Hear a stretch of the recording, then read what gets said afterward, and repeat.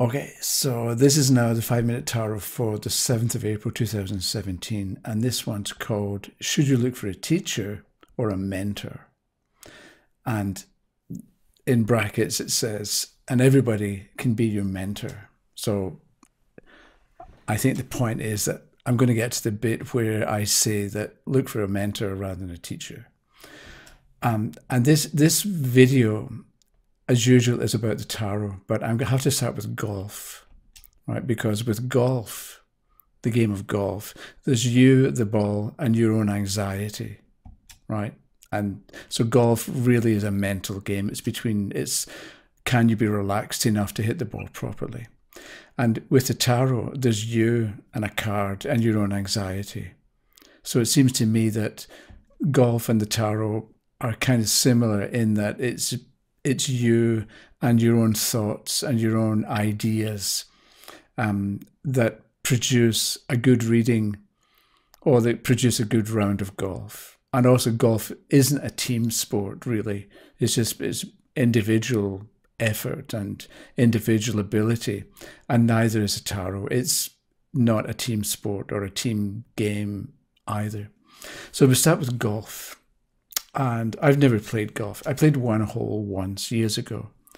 I thought it looked easy on television, so I went with a friend of a friend, and I hit the ball and lost it. Or it just was not as easy as I thought it was going to be. So I gave up after one hole. Anyway, but let's say you want to learn to play golf. You can play with your friends, but really it would make sense to go to a golf course and hire a professional and take some lessons from a teacher. And this way you're going to learn how to stand, how to hold the club, what club to use, how to swing. You know, they would give you some tips about how to position your feet, let's say, to line up and get the ball into the hole and so on. So you can take lessons and learn the basics, and then it's a question of practice, and maybe you get some tips and hints as well from the teacher. Or you can play around a golf with Jack Nicklaus, and I'm mentioning Jack Nicklaus. He's older now, but he's won more championships, I think, than anybody, and especially major championships. And this is very difficult to do, to win a major, even if you're really a good player, as most of the professionals are. And it's very difficult to win, partly because it's so easy to make a mistake or to give in to nervousness or to make bad decisions. But if you play with an expert like Jack Nicklaus, you're in his company and you can watch him and you can listen to him talk, but you maybe copy his form or copy the way he stands or the way he holds himself, follow his lead or copy his style. And you may find with Jack that you're playing around and he maybe gives you some tips or pointers. So maybe he says, move your hand down and half an inch, move the right hand down half an inch in the club and you're going to swing better, or you're going to make a better hit, right? So he can give you practical, realistic tips that will help you. And what Jack suggests is going to work because Jack knows a lot about golf and he's seen a lot of play and he's got experience, so he can help you out. Or when he helps you out, he's helping you out from a position of expertise. And the professional at the golf club maybe can help you out as well, but somehow Jack is better just because he's Jack Nicklaus. Okay, but the other thing is with Jack, he may also talk about how to win, right? Because he's won, he knows what he's talking about. Or maybe he's going to tell you about how to be able to win. And this means that, because Jack could maybe be reminiscing about a title that he won, and he mentions something, but he can be talking about golf, but you understand what he's saying, and you can take his tip or his information or his thought or his idea and you can apply it in other areas of your life as well.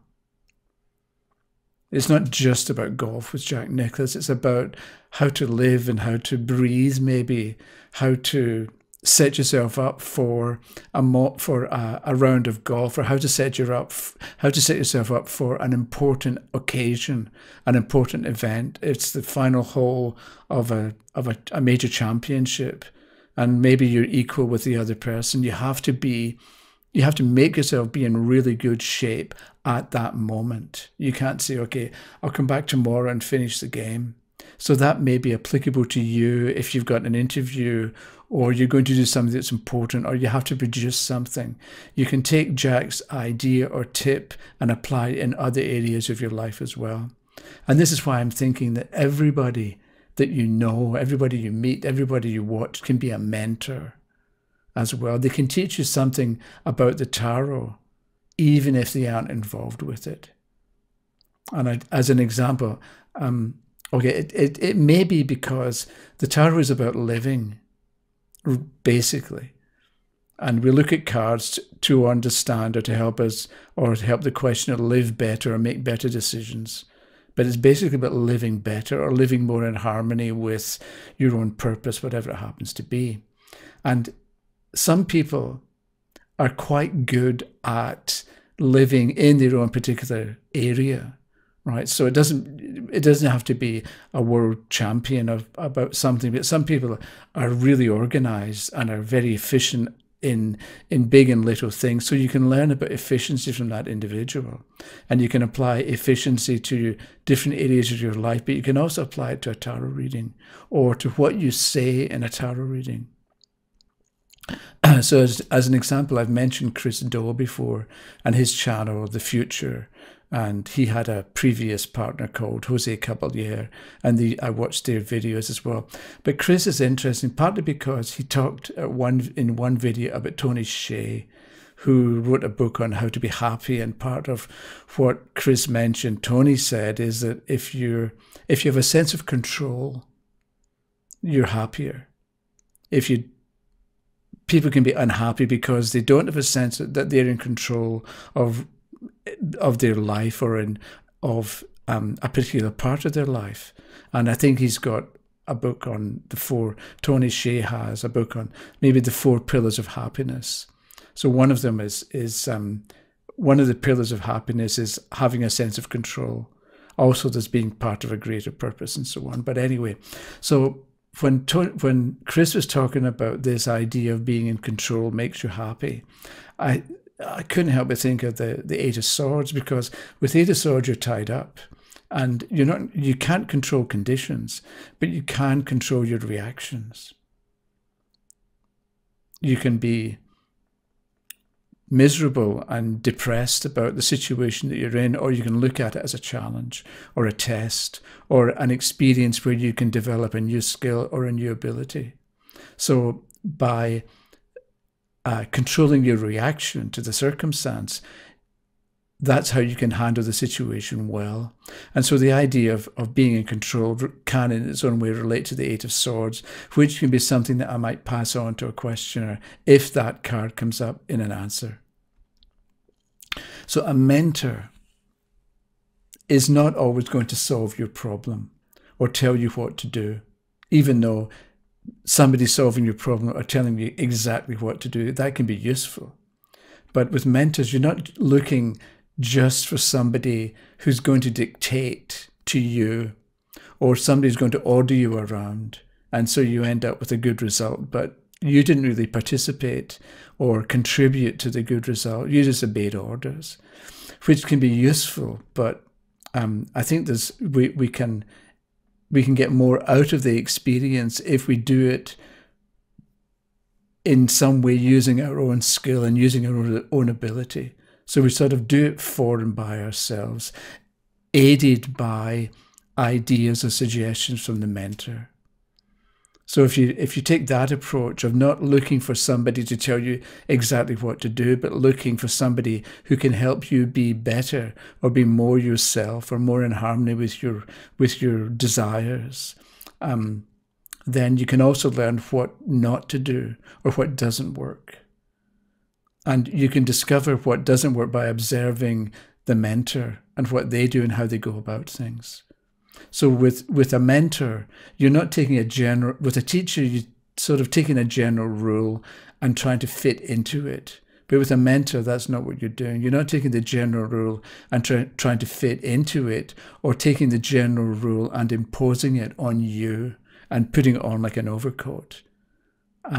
Instead of that kind of approach with a mentor, you're starting with you as you are right now, or with an idea of you as you could be, or as you want to develop. You know what it is that you want to do and what direction you want to go in, and you can incorporate ideas from the mentor to get you to where you want to go.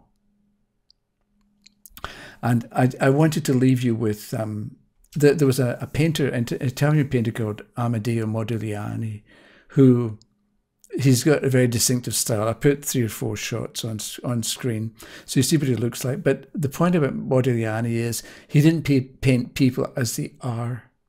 He painted them as they would become.